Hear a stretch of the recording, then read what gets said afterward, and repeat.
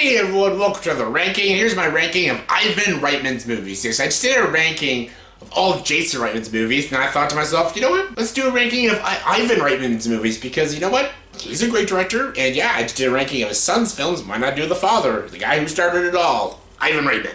He's got a lot of movies. Like, I have to rank 16 of his films. Yes, he has technically directed 17 films, but he's only directed, like, his first two movies were these very low budget, really bad movies. I only saw one of them, and that was enough. I didn't want to actually watch his other one, so I'm only ranking his 16 films, even though he's directed 17, but I'm going to do 16.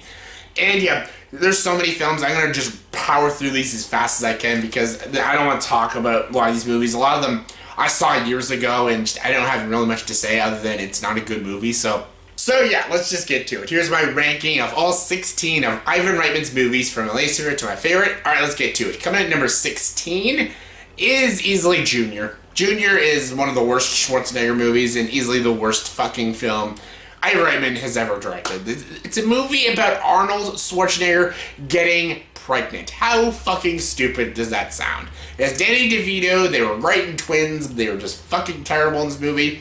The funny thing is, it's not funny. It's not funny. It actually tries to be dramatic and tries to make the science logic, and it doesn't make sense. A guy can't get pregnant, and the way they explain it in this movie, it makes no fucking sense. Schwarzenegger is terrible. Emma Thompson is terrible. Danny DeVito is terrible. The whole outcome and how the plot unfolds is just stupid, and yeah, I hated this movie. Worst Ivan Reitman movie ever. Coming in number 15 is Cannibal Girls. Yes, this is one of his first two films that I didn't want to watch, but I did. I didn't watch the other one because I heard it was just as worse. Cannibal Girls, it's a stupid B-rate horror comedy that's not funny, that's not very clever. It doesn't have a good story or characters. The effects are beyond dated. It's just a really lame it's a really lame B-rated, low-budget film that's just, it's not even cleverly schlocky. It's just cheesily schlocky, and it's not good. It's ridiculous, and yeah, it's like watching Piranha 3 Double D. It's just stupid. Coming in number 14 is My Super Ex-Girlfriend. Why did he direct this movie? No fucking idea. Yes, Uma Thurman and Luke Wilson, two people who are very capable of being entertaining and good in films. Uma Thurman, yeah, she's like this super-powered girl, and basically Luke Wilson dumps her, and basically she wants revenge and stuff, and he broke up with this super-powered girl, and she's making his life a living hell, and it's like a really lame romantic comedy, but the twist is she has superpowers, and it's as dumb as it sounds. It really is. It's just stupid. Coming in number 13 is 6 Days, 7 Nights. 6 Days, 7 Nights, not a good film. I love Harrison Ford. I really do. And he tries in this film, but it's so dull, so muddled, and so horribly directed. I love Ivan Reitman, but I don't know what the hell he was thinking with this movie, but this is a terrible film. It's lifeless, it's boring, it's not interesting, and just, it's bad. Just really bad. Why Harrison Ford? Why? Coming in number 12 is Legal Eagles. Yes, Legal Eagles. Is that what it's called? Yeah, it's called. I forgot the title of this movie because, again, I watched this movie legit like 12 years ago. I thought I had to rewatch it to do this ranking, but only no, I've seen this movie. It's awful. Yeah, Robert Redford, Daryl Hannah, a very, gripping, mysterious comedic film that's neither mysterious, thrilling, or comedic. And yeah, rom-com with an edge, and Robert Redford's great in movies, but he's wasted. Daryl Hannah's wasted. Thank God it's short and kind of to the point, but it's forgettable, generic, and I didn't even want to watch it again to do this ranking, so there you have it. Coming in number 11 is Father's Day. This is upsetting because it has two very funny guys that I love and look up to. That's Billy Crystal and Robin Williams, and they have charm and they give good performances, but they're just not funny in this movie. That's the biggest downfall of this film. The story is generic and predictable and formulaic. It's not really well directed or written, but the only thing I wanted was for it to be funny because it's Billy Crystal and Robin Williams, and their performances are good, so I give it that, but they're not funny in this movie, so it's just an annoyance to watch because they're not funny, and it's supposed to be a funny movie, so there you have it. Coming in number 10 is No Strings Attached. Yeah, No Strings Attached, I actually own this goddamn Blu-ray. I don't know why.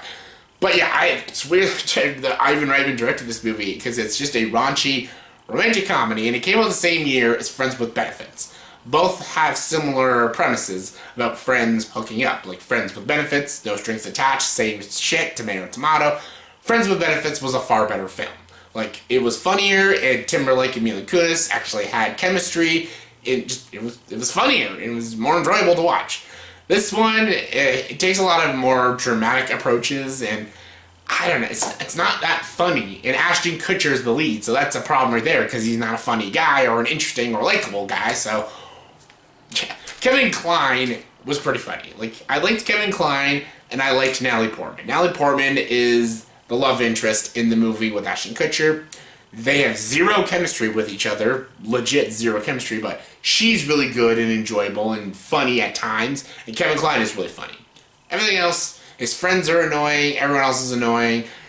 There was actually kind of like a side love story with Jake Johnson and Greta Gerwig in this movie. That probably should have been what the story should have been about, but it was about Ashton Kutcher and Natalie Portman. That, not interesting, just don't care, and yeah, it's kind of a forgettable romantic comedy. Has a couple good elements, but it's not that great. Coming in number 9 is Evolution. Yes, no, not our Evolution. Evolution, not our Evolution. This is Evolution, the movie. Basically, new Ghostbusters. It basically tries to be like Ghostbusters and stuff, and I give it props for trying to be something cool and unique and stuff. Tries to be a different take on Ghostbusters. It basically tries to be like Ghostbusters and stuff, but it's not Ghostbusters. It's not as funny as Ghostbusters. It's not memorable as Ghostbusters. It doesn't have good characters like Ghostbusters. A couple of characters here and there are pretty funny, pretty enjoyable and stuff. There's some decent effects for its time, but also this is the early 2000s, so there's a lot of dated shit in this film. All around, it's a movie. It's a movie I didn't really revisit very much. When it first came out, I didn't mind it, and I saw it a few times and stuff. I rented it from Blockbuster, watched it a couple times and stuff. There's some entertaining elements in the film, but all around it's pretty forgettable, and it's kind of like watching Ghostbusters 2, just kind of there. Coming in number 8, speaking of Ghostbusters 2, yeah, Ghostbusters 2. I don't hate Ghostbusters 2. I just don't really like it that much, because Ghostbusters 1 is so funny and memorable and terrific. This one it doesn't have the charm, spirit, or humor, or I don't know, it just doesn't have that feeling that you watch the Ghostbusters. When you watch Ghostbusters, you just have this amazing feeling inside. You feel uplifted, you feel excited, entertained. It's badass. It's funny. It's awesome. Watching these funniest guys of the '80s in this film. And then they all returned, and same director, Ivan Reitman, same writers, and they just couldn't capture the magic like they did in the first one. There are funny things in it, and I like seeing all the characters back, and they all give decent performances. Just, it doesn't have that spirit like the first one does, and it just comes off a bit generic. Coming in number 7 is Twins. I enjoy Twins. It's corny, it's pretty cheesy, not all the comedy works, but I still have a soft spot for Twins. Schwarzenegger and Danny DeVito have good chemistry. They also have some pretty good comedic timing with each other because he's super big and he's super short and they're supposed to be twins and stuff. And I have a lot of fun with this movie. I do revisit this movie every couple of years and I have a good time with it. I do like the story. I like the idea and the premise and stuff. It is a gazillion times better than Junior and stuff. It's a good time. Again, it's corny, it's a bit odd, and not everything works. Not all the comedy works, but there is still a lot of funny scenes, and the two leads, Schwarzenegger and DeVito, are really funny and enjoyable, and yeah, it's a fun film. Coming to number 6 is Meatballs. Yes, I want to say a very early Bill Murray movie about camp counselors, and it's not at Crystal Lake. Watch Meatballs. Meatballs, solid film. Not all the comedy works. Some of it is a bit dated, but it's still funny. Bill Murray fucking steals the film. The characters are enjoyable. There's that raunchiness and rawness to it, and yeah, it's a good time. Coming in number 5 is easily the most underrated and probably overlooked as well out of all of Ivan Reitman's filmography, and that's Draft Day. Draft Day is a solid flick. I love this movie. Kevin Costner is so good in this movie. Basically, he plays I guess he's the manager of a football team, and basically it's draft day. He has to make the wise picks because they have the number 1 pick and stuff. And they have to figure out if they have to get this new all-star quarterback or should he get a linebacker and stuff. Basically, It's basically showing you the realistic of an NFL draft day, you know, all the business aspects of it and everything. And it's also dealing with Kevin Costner, how he just lost his father and stuff, and he got like a girl pregnant and stuff. Like, it's all that and stuff, but it's mostly about the draft day and stuff. And I love this movie. I think this is a great film. I thought Kevin Costner was really good. There's some pretty intense moments.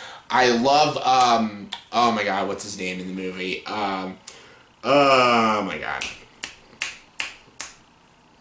Jennifer Garner's in the movie too. This is why you gotta write it down and stuff. Frank Langella's in the film. Dennis Leary. God, that was awkward, but still, Dennis Leary is great. I love Dennis Leary in this movie. Chadwick Boseman's in this film. Tom Welling is in this film as well. I love this story. I love this movie, and it's a good film. Coming in number 4 is Stripes. Yes, Stripes. Harold Ramis and Bill Murray, written by Harold Ramis, and yeah, it's a great Ivan Reitman film. Yeah, I love this movie. It's super, super, super funny. It's basically a war comedy, and I love war comedies, and it's done right. It's even funnier than MASH and stuff like that, and yeah, good time. Yeah, it's got Sean Young, the other Blade Runner girl. It's a good movie though. It's a fun time. It's just funny. Coming in number 3 is Kindergarten Cop. Yes, who's your daddy, and what does he do? He's not a tumor. It's so good. Arnold Schwarzenegger as a kindergarten teacher. It even has small performances of Catherine Reitman and Jason Reitman as kids. Super funny. Arnold Schwarzenegger as a kindergarten teacher who is a police officer trying to catch the bad guy. That just sounds hilarious, and it is hilarious. Coming in number 2 is Dave. Dave is such a great... I fucking love this movie. This is Kevin Kline playing 2 roles. He's the president and a guy who looks like the president, and then when the president gets into an accident, you have to use this guy as a double for the president to be the president for a little bit until the president gets better. He also has to deal with his wife, played by Sigourney Weaver, and then his office and stuff, and it's a good movie. It's funny, it's got good political storytelling, good social commentary. You learn a lot about politics and the government and stuff, what the right thing to do to be a proper president and stuff, and yeah, Ben Kingsley, Frank Langella, all in this movie, very good. Sigourney Weaver's really good. Just a great movie, and I love Kevin Kline in this film. I love Kevin Kline in this film, and yeah, fantastic. And my number 1 favorite Ivan Reitman movie is... what do you think it is? It's Who You Gonna Call? Ghostbusters, of course, Ghostbusters.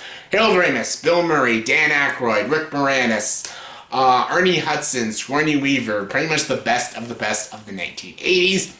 Reitman did an amazing job directing this film. The screenplay of Harold Ramis and Dan Aykroyd is super funny. Love these characters. Great music, great action, great villain, just great everything. Good visuals. The practicality is good. The digital effects are stop motion is not that great, but still, the practicality is really good. It's just a cool, badass comedy film that I love. It's one of my favorite comedies.